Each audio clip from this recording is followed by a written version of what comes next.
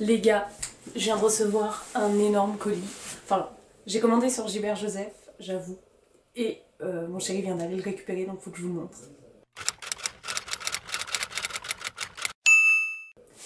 J'espère que je parle assez fort et qu'en même temps vous entendez pas un bruit de fond parce que mon copain est actuellement en webinaire en dessous et moi je suis à l'étage et la maison est pas très grande. J'espère que ça va le faire. On croise les doigts. La luminosité est dégueulasse parce que je reviens du travail, voilà, il est quelle heure? Il est 18h et j'ai vu ça sur le canapé, en fait je me suis dit c'est pas possible, je peux pas attendre pour filmer, je veux trop voir, je sais quel livre il y a en plus dedans, mais je veux trop les voir en vrai. Du coup, je vais faire un petit unboxing avec vous, il y a 6 livres, je crois, 6 livres pour une totalité de 25 € à peu près. Et aucun argent de ma tirelire parce que, enfin de ma tirelire perso, parce que j'ai fait une tirelire Gibert, c'est-à-dire que sur Gibert vous pouvez aussi vendre vos livres d'occasion et j'en ai vendu quelques-uns, j'avais un petit peu de sous, une trentaine d'euros, donc je me suis dit je me fais un petit plaisir, donc 25 € et à savoir que si vous faites livraison en magasin, si vous avez un Gibert près de chez vous, c'est gratuit et si jamais vous faites une commande au-dessus de 30 €, c'est 1 centime la livraison. Voilà, donc il y a quand même des trucs qui sont un petit peu faits pour que ça marche bien, j'avoue. Bon, je blablate trop, j'ai trop envie de l'ouvrir. Est-ce que ça tourne? Oui, ça tourne. Allure, loulou. Attendez.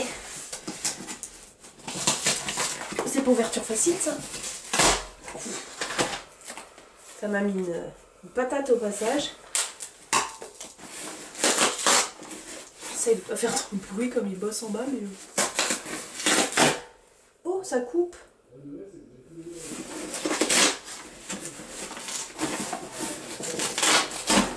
Voilà, je finis le bruit. Je vous montre.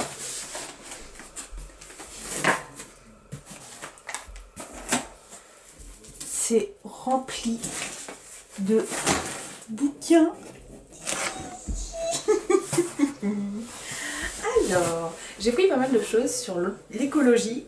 J'ai aussi profité des soldes, j'avoue, parce que là, il n'y a pas un livre qui dépasse 3,99 € maximum. La moyenne, c'est genre 2 € je crois. Un qui est à 1,50 € et l'autre qui est à 3-4 €. Je viens de croiser le regard de mon voisin par la fenêtre. J'avoue, je fais semblant de parler à quelqu'un, je vous parle à vous, mais il continue à me regarder. Voilà. Ah, c'est bon. Vu le bruit, il a fini de fermer ses volets. Oui, je disais que j'ai profité des soldes, du coup, donc je me suis fait plaisir. Chaque livre est en moyenne à 2 €. Ça va. Écologiquement, je suis pas mal non plus parce que c'est de l'occasion. Tous les livres ont logé dans un petit carton et il n'y a pas d'emballage superflu. Un tout petit peu de papier craft pour caler, mais je le réutiliserai pour caler moi-même des choses, donc impeccable. Je pioche au pif, d'accord. Vous connaissez ce d'accord? C'est le d'accord de Gaël Garcia Diaz, j'adore. Bon, arrête de parler, prends tes livres. Oh. On commence par un titre de livre, les gars. J'ai jamais lu ça de ma vie, et je me suis dit, 2024 est une nouvelle année. Comme tous les ans, me diriez-vous. Et c'est une année de découverte. Et je me suis dit, pourquoi pas tester ces fameux livres spicy? Il y en a qui vont me dire, attends Ameline, tu descends d'où? Enfin, c'est nouveau? Oui, c'est nouveau, cette histoire, c'est très nouveau. J'ai pris... Oh putain, je sais pas, ça se trouve je vais kiffer, ça se trouve je vais être la what the fuck. J'ai pris La Belle et la Bête de Eloisa James, donc c'est dans J'ai lu, la maison d'édition, et c'est la collection Aventure et Passion. Je sais pas si c'est une collection qui existe encore, ça m'a l'air vieillot, mais peut-être pas. Et ça m'avait un peu branché dans le sens où, à cause d'une méprise, ah oui, il y a une fille qui va être déshonorée et du coup sa tante va lui trouver un mec riche pour se marier avec elle et il s'avère que le mec riche, en fait, personne veut de lui parce que genre il est trop moche et tout. Et elle va être contrainte d'aller se marier avec lui, sauf que certes il est trop moche et tout, mais en fait peut-être que c'est un mec super bien, peut-être qu'il est très séduisant au fond d'une autre manière. Et en fait lui il veut se marier avec elle parce que tout ce qu'il veut c'est avoir un héritier et comme toutes les femmes le trouvent pas attirant, bah il peut pas faire de petit. Voilà, donc l'objectif c'est trouver femme pour faire petit. D'ailleurs référence à Macron, il faisait le repeuplement démographique là où la connerie que t'as dit c'est là-dedans, voilà, en gros. Et donc il y a écrit ce sera l'union de la belle et de la bête, sauf que la belle est aussi pure que la blanche colombe et que son irascible fiancé est loin d'être un monstre. Voilà. Je sais pas ce que ça vaut, je vous avoue que bon, je me suis dit je tente. Putain c'est pas écrit gros, Je sais pas si c'est si spicy que ça. Il l'avait mis dans un peu spicy, donc à voir. Mais elle est professeure à l'université, spécialiste de Shakespeare, donc ça se trouve c'est pas spicy. Mais bon, je l'ai pris quand même. Voilà. Où c'est que je vais les mettre? Oh, je les mets par terre, à mes pieds. Ensuite, rien à voir, je vise l'autosuffisance alimentaire. Ah putain, le ciel il est rose, c'est trop beau. Rose fluo. Donc, je vise l'autosuffisance alimentaire, c'est de Robert Elger, de chez Poche Marabout pour les éditions et hashtag ma vie en mode durable. Hop, c'est des éditions que j'ai pas mal, les Poches Marabout, notamment moi c'était sur la méditation, sur comment s'organiser, comment être zen, ce genre de choses.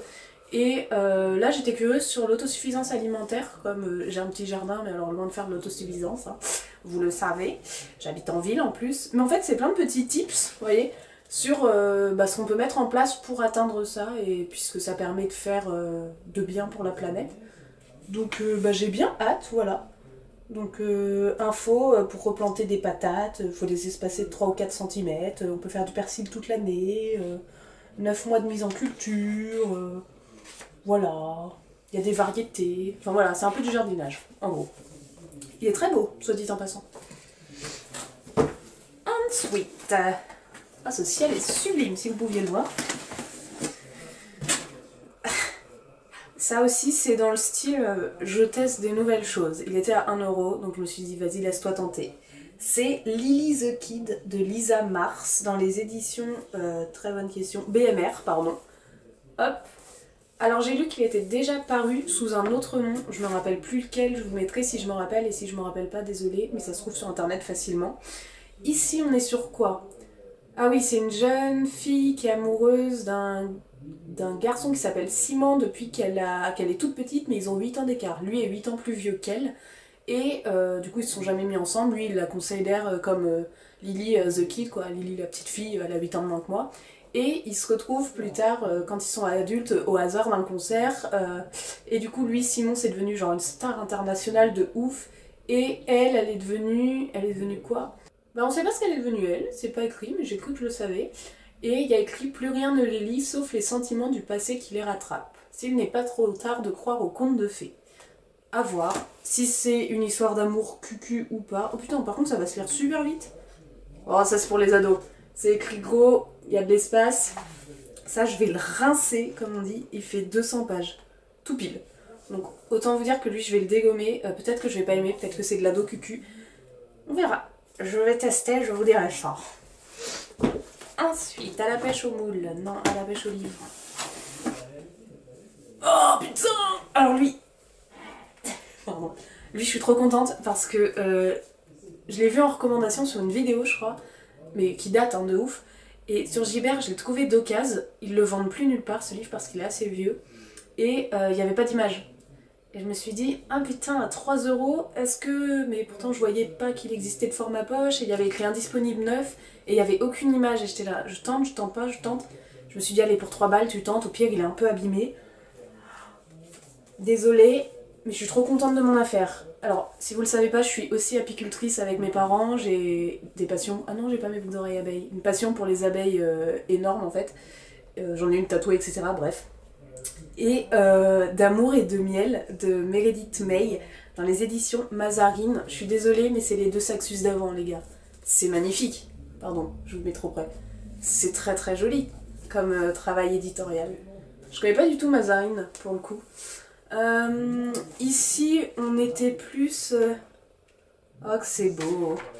Ici, on est vraiment sur une histoire d'apiculture, pour le coup, où je crois que c'est une famille qui est un peu...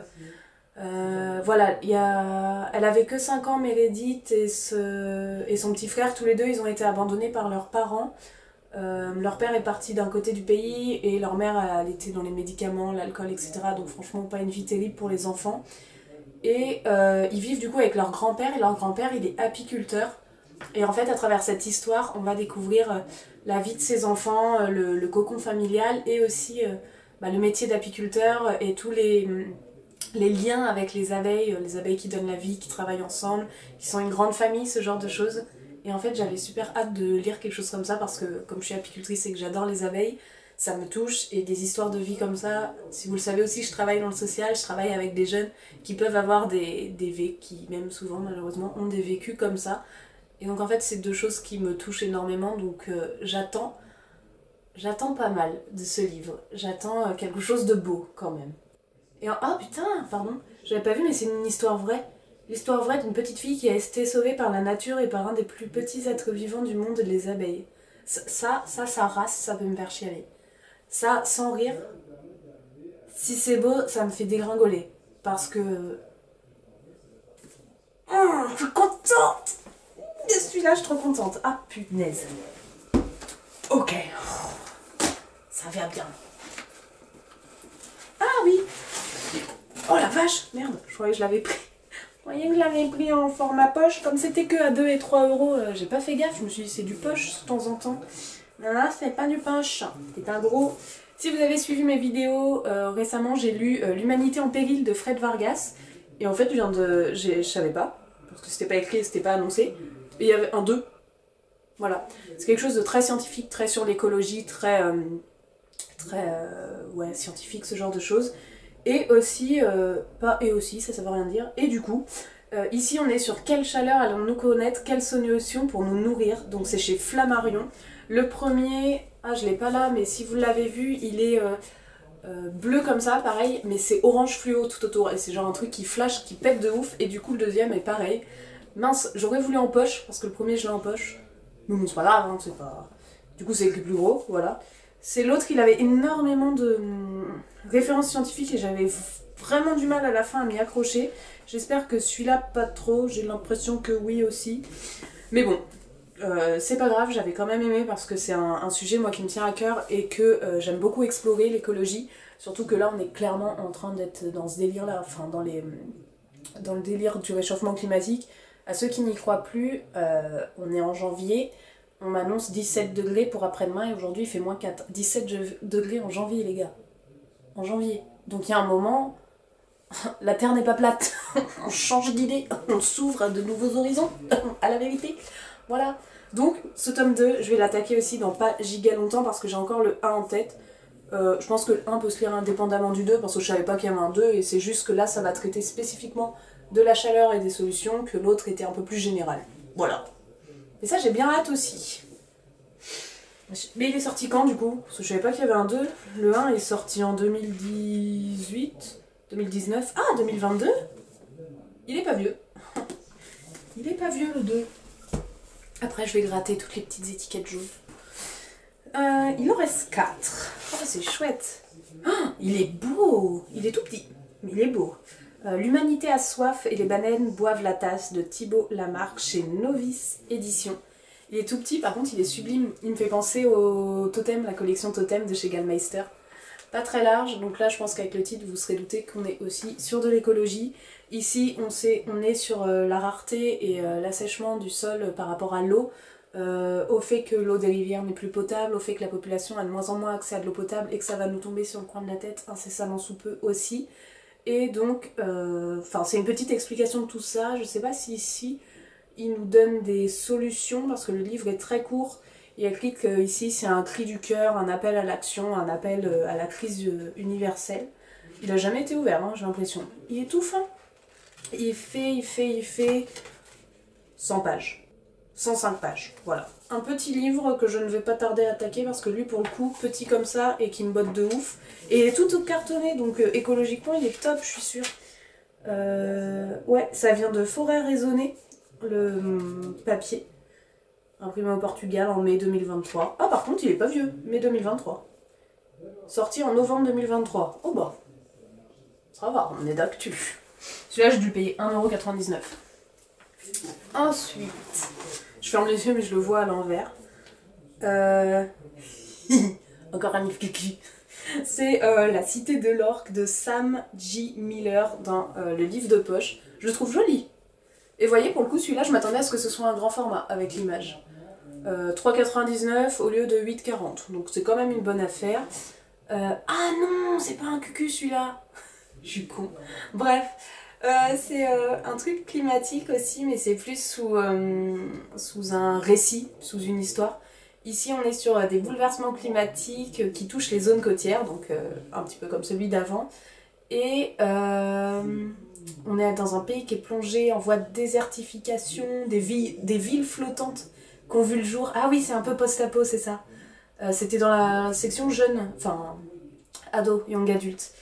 Les îles qui sont flottantes, en fait, elles sont régies par des actionnaires, donc c'est les grands plus riches qui gèrent les îles qui flottent alors que tout le monde est englouti. Et en fait, un jour, par bateau, il y a une mystérieuse voyageuse qui arrive accompagnée d'un ours polaire dans le bateau et qui est suivie d'une orque. Et en fait, à ses pieds, il y a des armes, on sait pas qui elle est, et va vite y avoir des rumeurs sur elle, et on va se mettre à réfléchir qui est cette femme sur ce bateau avec cet ours polaire et cette orque. Oh non, j'ai plus de batterie, il m'en reste deux à vous montrer. Il va falloir que je fasse un autre clip, les gars. Et c'est bel et bien avec un fort accord que je vais continuer et terminer cette vidéo. Parce qu'il y a deux livres du coup dont je vous avais pas parlé qui étaient restés dans le fond du carton au moment où j'avais plus de batterie et plus de place sur ma carte mémoire. Et évidemment 2 jours se sont passés avant que j'ai la foi de refilmer. Donc c'est pas grave, c'est parti pour les 2 derniers. On est sur de l'écologie 100% là aussi. Le premier des 2 derniers, c'est Mal de terre de Nicolas Schlutz. Dans les éditions, forcément il y a le truc de Gibert dessus donc je vois pas, Payot. Les éditions Payot, il est sorti en 2022, donc pareil, il est pas ancien. Mon retour caméra est beaucoup trop, je vois rien, j'espère que je cadre bien. Il est super chouette, pareil, il est un petit peu cartonné comme un autre que je vous ai montré, donc j'ai mangé le nom, évidemment, sinon c'est pas drôle. Pas épais du tout, voilà. Ici, on est vraiment sur un peu de la dystopie. C'est un sociologue qui a écrit ce livre, du coup, qui travaille sur les classes géosociales. Attention. Ici, on est sur une canicule qui s'abat sur Paris et la vie de l'auteur, en fait, est déboussolée par tout ça parce que tous ses repères, du coup, partent en éclats, étant donné qu'il y a une canicule forte qui s'abat sur Paris.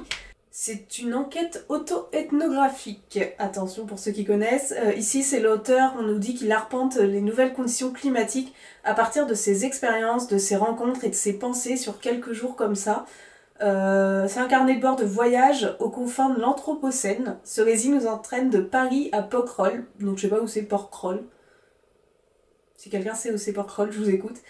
Et on nous dit que la canicule, la lutte contre le sommeil, celle pour le territoire, bref, on est sur une canicule à Paris et à Porquerolles, ou je sais pas où c'est, et l'auteur va vivre ça et du coup va nous partager ses pensées, ses façons de faire, de voir le monde et les choses en étant sous une canicule, non sous un ciel très désagréable, ma foi.